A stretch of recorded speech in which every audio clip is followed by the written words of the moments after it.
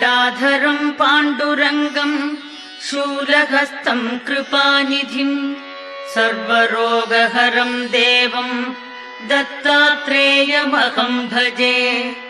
जगदुत्पत्तिकर्त्रे च स्थितिसंहारहेतवे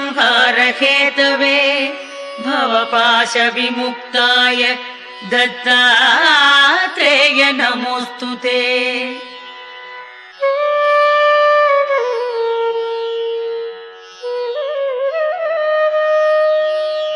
जराजन्म विनाशाय देहशुद्धिकराय च दिगम्बर दयामूर्ते दत्तात्रेय नमोऽस्तु ते।